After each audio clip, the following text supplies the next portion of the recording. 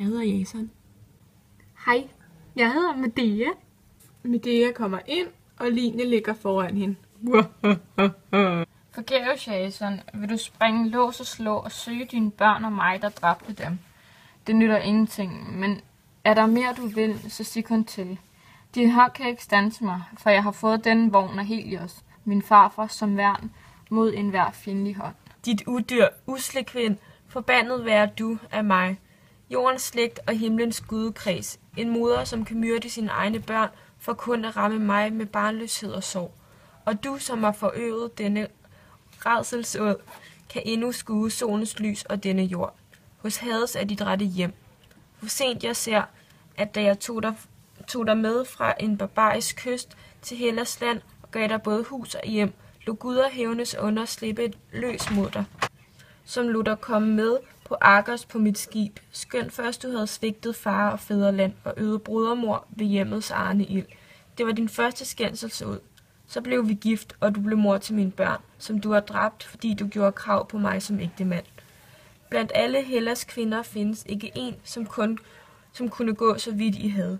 Men du blev valgt, og det blev vraget, ikke sandt? Til sorg for mig. Løvinde er du. Ingen kvinde er så vild og grum, end ikke skylder ved Tyrhendehavets kyst.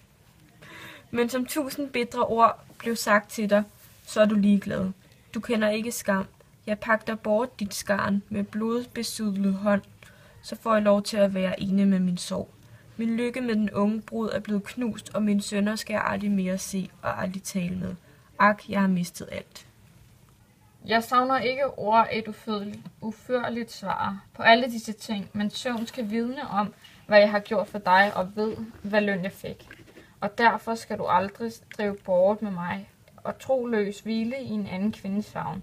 Og aldrig skal din kongebrud, ja Kreon selv, der gav sit minde til sin datters ægteskab, få lov at landsforvise mig. Så kald mig kun en skylder fra Tyrhenderhavets fjerne kyst. Dit falske hjerte fik jeg ramt, hvor velfortjent. Du rammes også selv af samme sorg som jeg. Når smilet dør på dine læber, dør min sorg. Hvor ond var denne mor, som gav jer livet, børn. Men jeres egen far var skyld i jeres død. Har jeg da myrdet mine børn med egen hånd? Med hånden, som du rakte til din nye brud. Mit giftemål er altså skyld i deres død. En hustru ser med sorg sin ægtefælles svig. Den klogeste bøjer sig.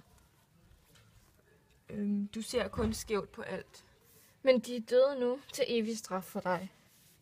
De dødes ånder vil berøve din fred. Men hvor guder kender den, som bærer skyld. Dit væsen kender de, og væmmes ved dit værk.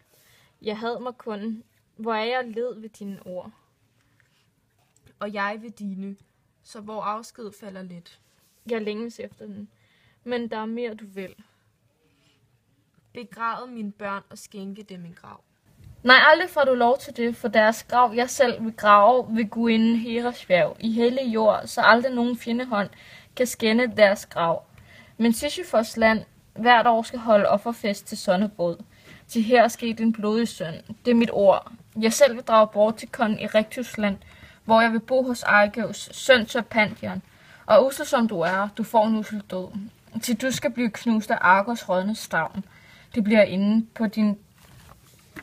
på din belejrfærds forlis. Gid, da de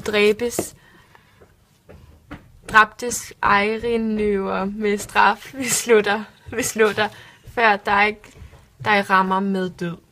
Hvem må guderne høre din bøn? En gæste krænkes og mænders ord. Uskyldiges blod har besudlet din hånd. Din hustru Skriores, gå hellere hjem. Med tårer jeg går og berøvet de små.